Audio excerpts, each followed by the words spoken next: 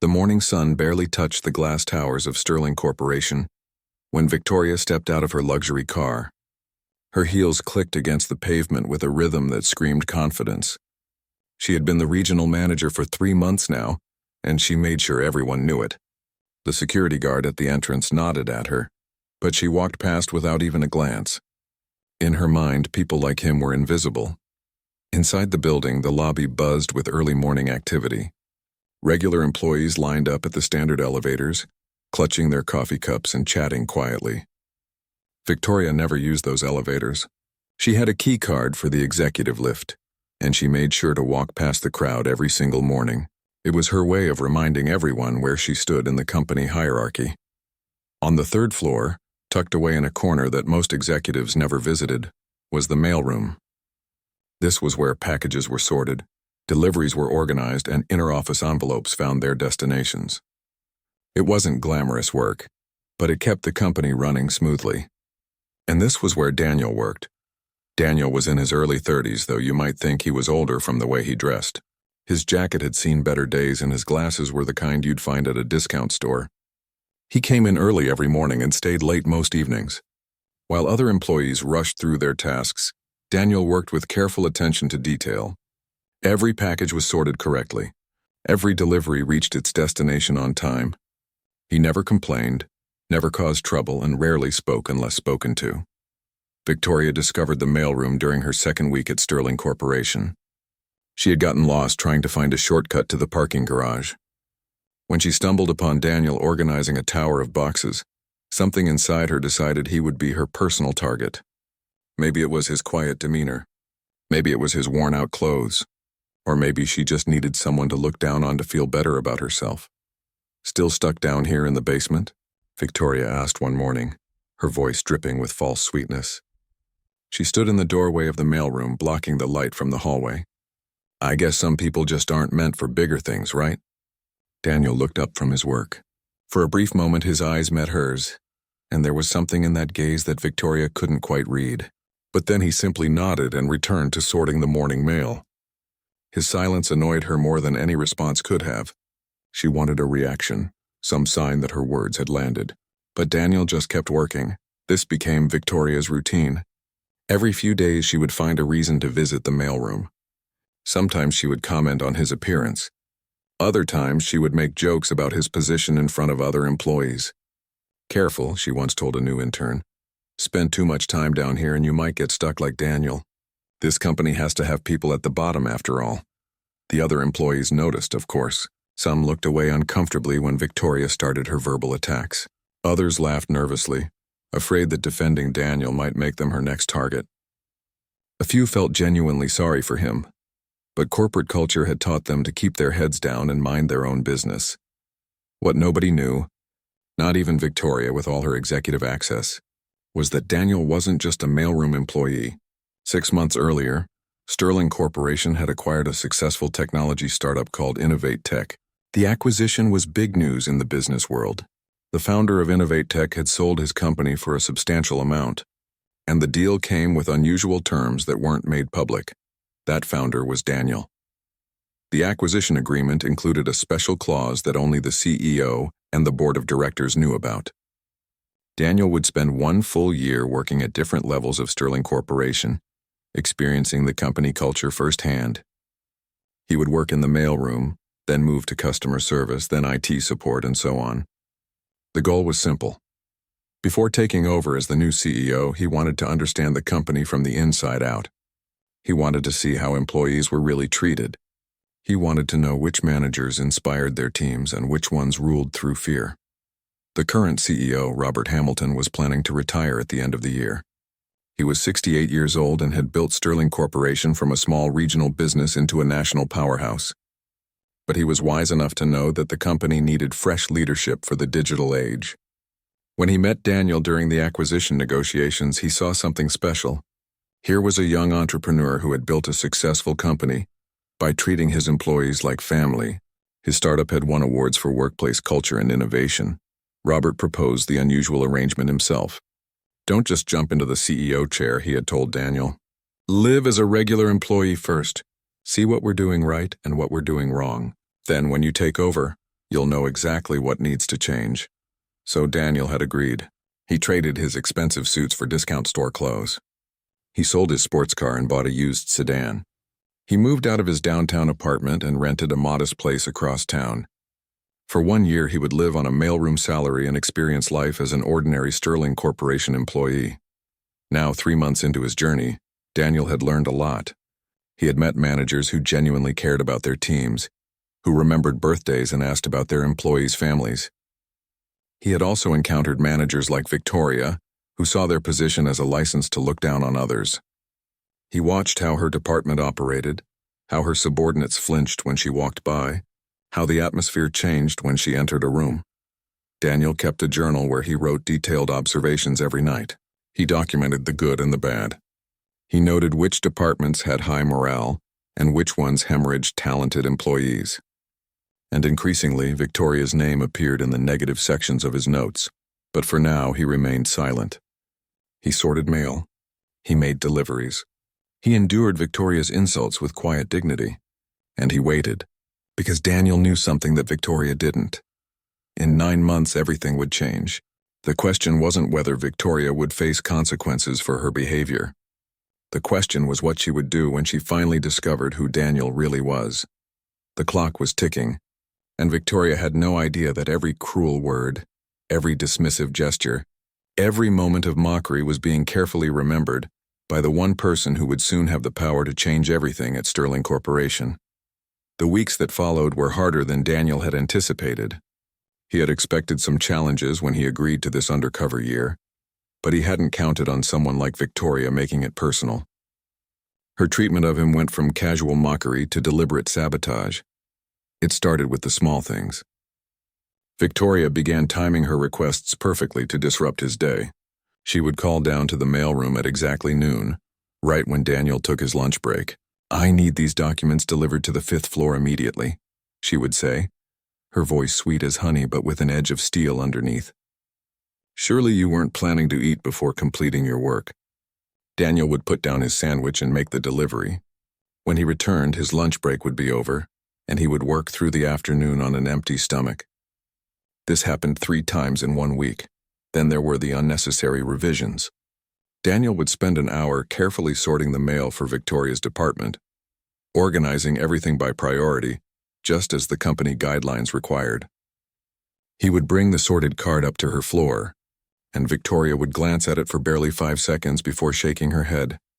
"This is all wrong," she would announce loudly, making sure her assistants could hear. "I don't know how you've kept this job for so long. Take it back and do it again, and this time, try to meet basic professional standards." Daniel would wheel the cart back downstairs, knowing full well that nothing was wrong with his sorting. He would wait an hour, then bring the exact same arrangement back up.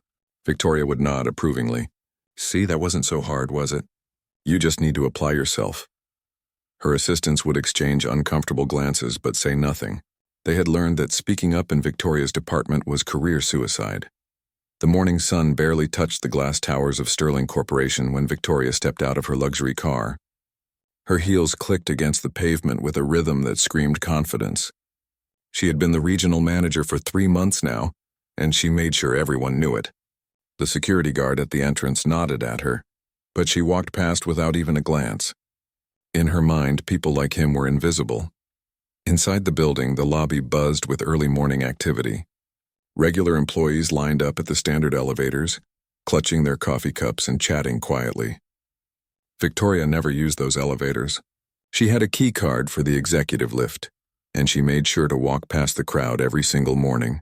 It was her way of reminding everyone where she stood in the company hierarchy. On the 3rd floor, tucked away in a corner that most executives never visited, was the mailroom. This was where packages were sorted, deliveries were organized, and inter-office envelopes found their destinations. It wasn't glamorous work, but it kept the company running smoothly. And this was where Daniel worked. Daniel was in his early 30s, though you might think he was older from the way he dressed. His jacket had seen bed. The situation reached a new low during the quarterly company meeting. Sterling Corporation gathered all employees in the main auditorium 4 times a year to discuss performance, goals, and upcoming changes. It was usually a boring but harmless affair. This time was different. Victoria had been asked to present on operational efficiency improvements. She stood at the podium in her designer suit, her presentation crisp and professional. About halfway through, she clicked to a slide titled, Identifying Redundancies. In today's fast-paced business environment, Victoria began, we need to ask ourselves tough questions. Are there positions in our company that could be automated? Are we holding on to outdated roles simply because that's how things have always been done? She let the question hang in the air for a moment. Then her eyes swept across the auditorium until they landed on Daniel, who was sitting in the back row. For example, how much of our mail sorting could be done by a simple scanning system? How many hours of human labor could we save? Sometimes we have to accept that certain employees have reached the ceiling of their potential contribution. Daniel felt dozens of eyes turned toward him. His face remained calm, but inside he felt a flash of anger. Not for himself, but for every employee who had ever been made to feel worthless by someone in power. He pulled out his phone and made a note. This would definitely go in his report, but Victoria wasn't done. Over the next few weeks, she found new ways to make Daniel's life difficult. She would schedule pickups and require him to wait in her office, lobby for hours while she was in meetings. She made him personally deliver inter-office envelopes that could have easily been handled through the regular mail system. She even started a rumor that Daniel had made mistakes that cost the company money, though anyone who checked would find his record was spotless. Through it all, Daniel watched and learned. He saw how Victoria's management style affected her entire department. Her team members arrived early and left late, not out of dedication but out of fear. They never volunteered ideas in meetings. They never took initiative on projects. The department had the highest turnover rate in the company, but Victoria always had an explanation ready. Some people just can't handle high standards, she would say. Daniel also noticed the ripple effects. When Victoria bullied one of her junior analysts in public, that analyst went on to snap at someone in accounting. Toxic leadership, Daniel realized, didn't just affect one department. It spread like poison throughout the organization. But not all of Daniel's observations were negative. He also saw managers who led differently. There was Patricia, who ran the customer service department. She remembered every employee's name and genuinely cared about their lives outside work. When one of her team members had a family emergency, Patricia personally rearranged the schedule to give them time off. Her department had the highest satisfaction scores in the company. Then there was Richard in the IT department, where Daniel would be rotating next month. Richard treated his team like partners, not subordinates. He asked for their input on decisions and gave credit where credit was due. His people didn't just work for Sterling Corporation. They believed in what they were doing. These contrasts helped Daniel understand what Sterling Corporation could become. The company had good bones and talented people. It just needed leadership that brought out the best in everyone, not leadership that ruled through fear. One cold morning in late November changed everything. Daniel was outside collecting mail from the external drop boxes when he noticed Victoria in the parking lot. Her luxury car had the hood up and she was standing beside it looking frustrated. He could see the problem from where he stood. Her battery had died, probably from the freezing temperatures overnight. Despite everything Victoria had put him through, Daniel's first instinct was to help. He walked over, his breath visible in the cold air. "I've got jumper cables in my car," he offered quietly. "I can give you a jump start if you'd like." Victoria turned and looked at him as if he had just offered her garbage. "Excuse me?" Her voice was sharp with disbelief. "You think I want help from someone like you? I don't need a mailroom worker fumbling around with my car. Why don't you go back to where you belong?" Daniel stood there for a moment, the cold wind biting through his thin jacket. He nodded once and turned to walk away. Behind him, he heard Victoria mutter something about knowing your place. What neither of them realized was that someone had witnessed the entire exchange. Helen from Human Resources was parking her car 2 rows over. She saw Victoria's dismissive attitude and Daniel's quiet dignity. She had been hearing rumors about Victoria's behavior for months and she had started keeping a file. This morning's incident was just another piece of evidence. Helen had been briefed by CEO Robert Hamilton about Daniel's true identity. She was one of only 3 people in the company who knew the real reason the quiet mailroom worker was there, and she had been compiling her own report, documenting everything that Daniel might miss while he was working his shifts. The numbers in Helen's report were damning. Victoria's department had lost 12 employees in 3 months. Exit interviews revealed a pattern of bullying and intimidation. Productivity was down despite Victoria's claims of efficiency. And most concerning, there were whispers of talented employees planning to leave Sterling Corporation entirely because they feared they might end up working under Victoria. Helen made a decision that morning in the parking lot. It was time to have a serious conversation with Robert Hamilton. Daniel's year-long observation period would end in 6 months, but the damage Victoria was causing couldn't wait that long. Something needed to be done. As Daniel walked back to his post, he didn't know that wheels were already turning. He didn't know that his time in the mailroom was teaching him lessons that would reshape Sterling Corporation's future. He just knew that in 6 months he would have the power to make real changes, and he was keeping careful track of everything he learned along the way. The question was no longer if Victoria would face consequences. The question was how much damage she would cause before Daniel's true identity was finally revealed. Daniel sat in his small apartment that evening, his laptop open on the kitchen table. The screen glowed in the dim light as he typed his observations from the day. This had become his nightly ritual.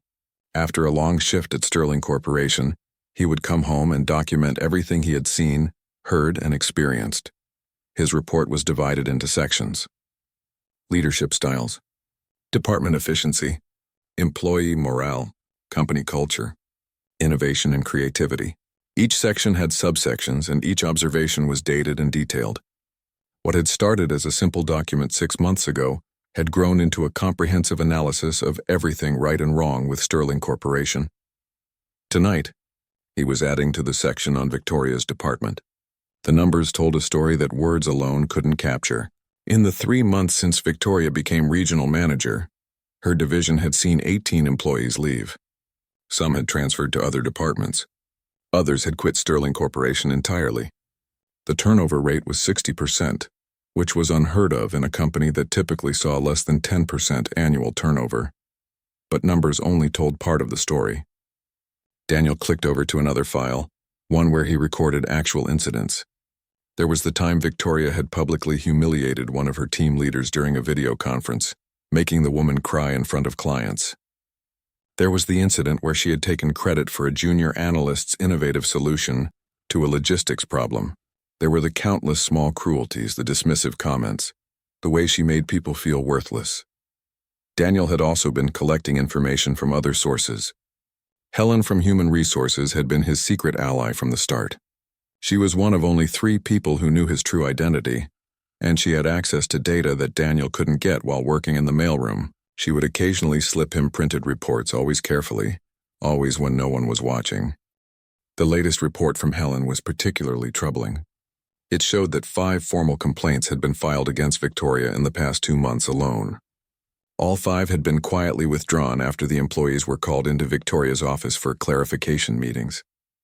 Helen suspected intimidation, but without someone willing to testify, her hands were tied. Daniel leaned back in his chair and rubbed his tired eyes. Tomorrow he would rotate to his next position in the customer service department. He had spent 3 months in the mailroom, and he had learned more than he ever expected. Not just about how mail gets sorted and delivered, but about how people treat those they consider beneath them. His phone buzzed with a text message. It was from Robert Hamilton, the current CEO. "How's the view from the bottom?" It read, followed by a slight smile emoji. Robert checked in every few weeks, always careful to use Daniel's personal phone and never during work hours. Daniel typed back, "Eye-opening. We have some serious problems." "I know," Robert replied. "Helen briefed me yesterday. We need to talk soon. How much longer until you're ready?" Daniel thought about that question. The original plan was for him to spend a full year rotating through different positions. He still had 6 months left, but every day he waited was another day that people like Victoria caused damage. "I'll stick to the plan," he finally typed. "I need to see the whole picture." "Good man," Robert replied. "Patience now will pay off later." Daniel set his phone down and returned to his report. He opened a new section he had started tracking recently. It was about a young man named Kevin, one of Victoria's team members. Kevin had brilliant ideas about streamlining the company's distribution network.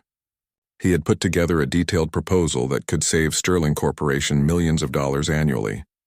Kevin had made the mistake of presenting his idea during a team meeting. Victoria had listened with a tight smile, then dismissed it as unrealistic and poorly thought out. 2 weeks later, Victoria had presented nearly the same plan to upper management, claiming it as her own innovation. She received praise and a bonus. Kevin received nothing. Daniel had learned about this from Kevin himself. They had struck up a friendship in the company cafeteria, where Daniel often ate lunch. Kevin had no idea who Daniel really was. He just knew that the mailroom guy was a good listener and never judged. One day over sandwiches, Kevin had poured out his frustration about the stolen idea. "I thought about reporting it," Kevin had said, staring at his food. "But who would believe me? She's a regional manager. I'm just an analyst. And honestly, I'm scared. She could destroy my career here." Daniel had listened carefully, asked a few questions, and made mental notes. Later that evening, he documented the entire conversation in his report. He even tracked down Kevin's original proposal, which was still saved on the company's shared drive. The timestamps proved that Kevin had created it weeks before Victoria's presentation. This wasn't just about Victoria anymore. It was about a system that allowed people like her to thrive while punishing people who spoke up. It was about a culture that valued appearances over substance, titles over character. But Daniel's report wasn't all negative. He had also been documenting the positive examples he found. There was Patricia in customer service, who had created a mentorship program that helped new employees adjust to the company. Her department had zero turnover, and her team members often stayed late not because they had to, but because they genuinely enjoyed their work. There was Richard in IT, who held weekly brainstorming sessions where even the newest intern could pitch ideas. 3 major innovations in the past year had come from Richard's department, all credited to the team members who thought of them. There was Miguel in operations, who had implemented a flexible scheduling system that helped working parents balance their jobs and family responsibilities. His department's productivity had actually increased by 20% after the change. These were the leaders Daniel wanted to elevate when he took over. These were the people who understood that a company's greatest asset wasn't its technology or its real estate. It was its people. Daniel spent another hour working on his report before finally closing his laptop. Tomorrow would be his first day in customer service working directly under Patricia. He was looking forward to learning from someone who did things right. But he knew that his education at Sterling Corporation was far from complete. The next morning, Daniel arrived at the customer service department on the 4th floor. The atmosphere was immediately different from the mailroom. People smiled. They chatted while they worked. When Patricia came out of her office to greet the new rotation employee, she shook Daniel's hand warmly and introduced him to the entire team. "We're glad to have you here," she said. And Daniel could tell she actually meant it. "Don't worry about making mistakes while you're learning. That's what training periods are for. Just ask questions and do your best." What a contrast, Daniel thought, remembering Victoria's approach to new employees. Victoria expected perfection immediately and punished any sign of weakness. As the morning progressed, Daniel settled into his new role. He was answering customer calls and learning the company's service protocols. It was challenging work, but the supportive environment made all the difference. When he struggled with a particularly difficult customer, the team member next to him offered helpful tips without making him feel inadequate. During lunch, Daniel checked his personal email and found a message from Helen. "Victoria promoted again," the subject line read. Daniel's stomach sank as he opened it. Victoria had been offered a position as vice president of regional operations. The promotion would give her authority over 3 departments instead of one. The email explained that upper management had been impressed by Victoria's efficiency improvements and innovative thinking. They had no idea that her efficiency came from burning out her staff, and her innovative thinking was stolen from people like Kevin. "We need to accelerate the timeline," Helen had written at the bottom of the email. "She's doing too much damage. Can you compress your observation period?" Daniel sat in the cafeteria, his lunch forgotten, thinking about Helen's question. He had always been someone who finished what he started. The plan was 1 year, and he had only completed 6 months. But how many more people would be hurt if he waited another 6 months? How many talented employees would leave Sterling Corporation because of managers like Victoria? He pulled out his phone and texted Robert Hamilton. "We need to meet soon in person." The response came quickly. "My office. Saturday morning, 8 a.m. Use the private entrance." Daniel put his phone away and returned to work. He had a decision to make, and it would affect hundreds of people's lives. The question wasn't just about timing anymore. It was about whether he had learned enough to lead Sterling Corporation in a new direction, and whether he was ready to face someone like Victoria and everyone else who had gotten comfortable with the way things were.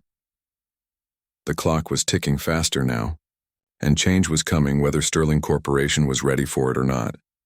Saturday morning came with an unusual quietness. Sterling Corporation's building was nearly empty on weekends, with only security guards and a few dedicated employees working overtime. Daniel parked his car in the mostly vacant lot and walked toward the side entrance Robert Hamilton had mentioned. His heart was pounding, though he tried to keep his face calm. Robert was waiting for him in his top-floor office, a space that Daniel would soon call his own. The older man looked tired. At 68, Robert had given everything to this company, and it showed in the lines around his eyes and the gray in his hair. But his handshake was still firm, and his mind was as sharp as ever. "Sit down," Robert said, gesturing to the leather chairs by the window. "Helen tells me things are getting worse." Daniel nodded and pulled out his laptop. For the next hour, he walked Robert through his findings. The statistics, the documented incidents, the stolen ideas, the intimidation tactics. He showed Robert the comparison between departments led by people like Victoria and departments led by people like Patricia. The contrast was staggering. "I've seen enough," Robert said, finally rubbing his temples. "I knew we had problems, but I didn't realize how deep they went. Victoria isn't the only one, is she?" "No," Daniel admitted. "She's just the most obvious. But there are others who lead through fear instead of inspiration.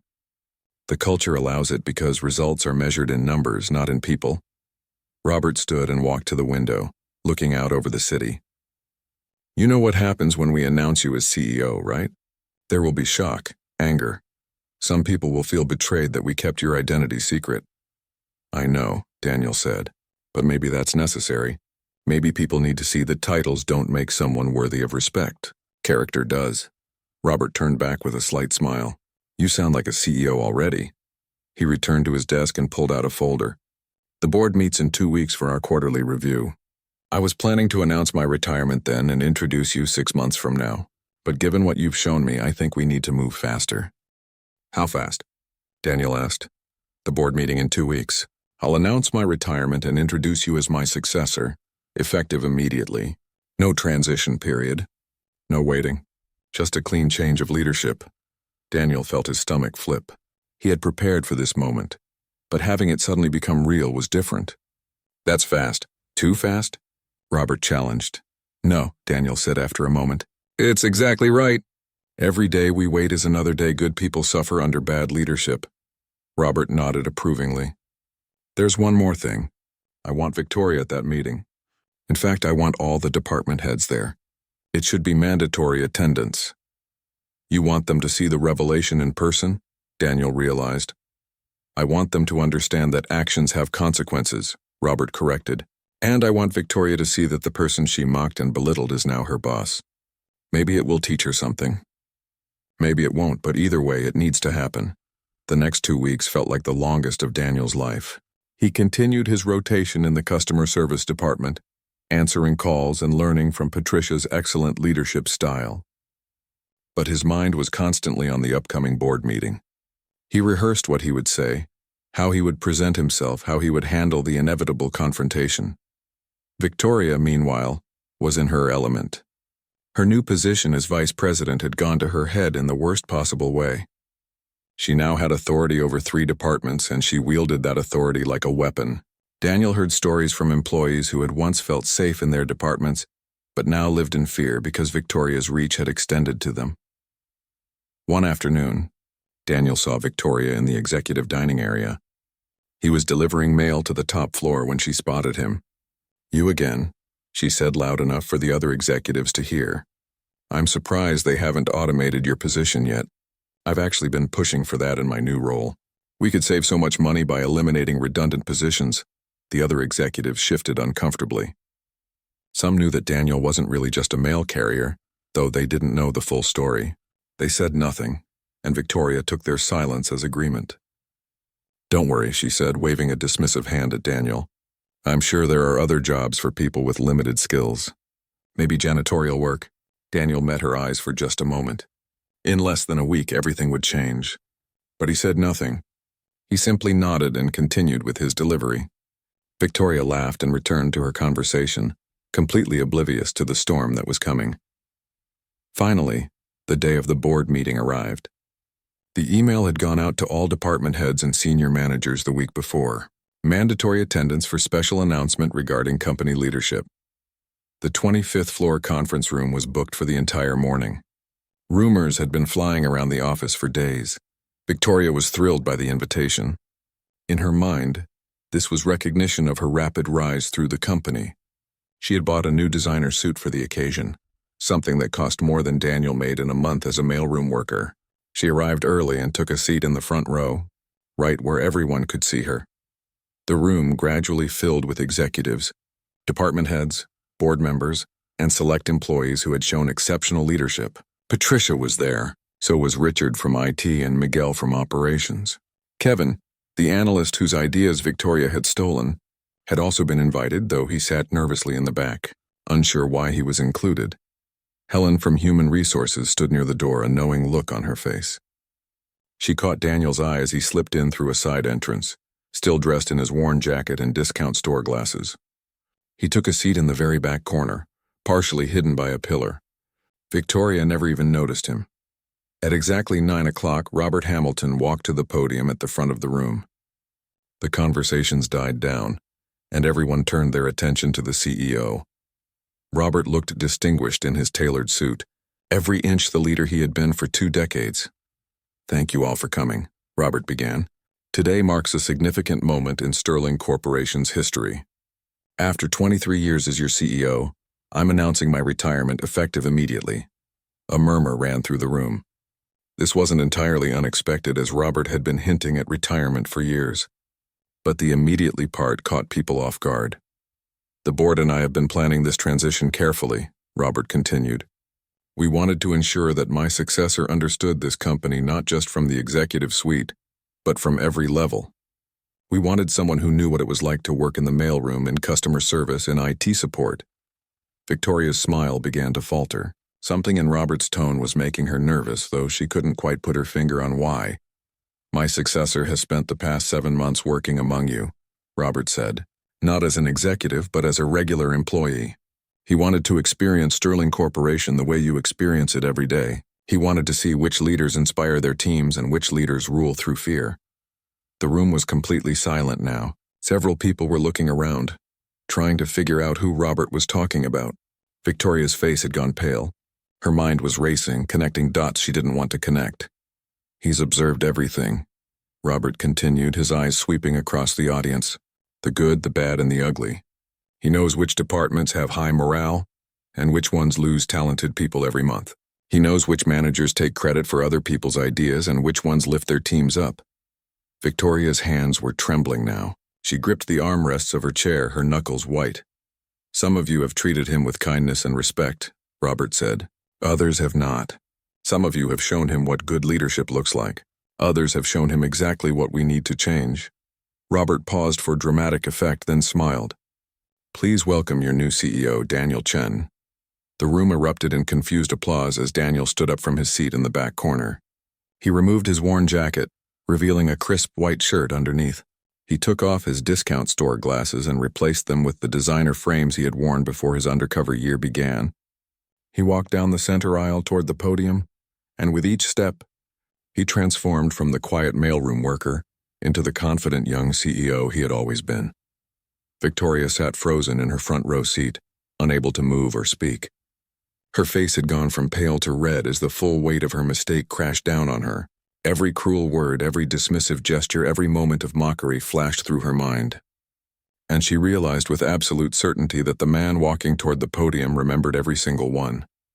Daniel reached the podium and shook Robert's hand. The older CEO stepped aside and Daniel faced the audience. His eyes swept across the room, taking in the shocked faces, the dropped jaws, the wide eyes, and then his gaze landed on Victoria.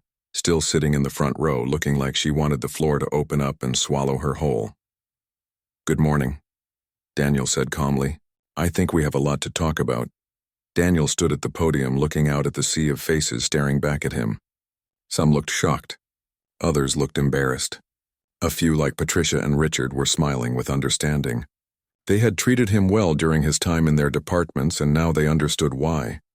"I know this comes as a surprise," Daniel began, his voice steady and clear. 7 months ago, I sold my technology company to Sterling Corporation. The agreement included an unusual condition.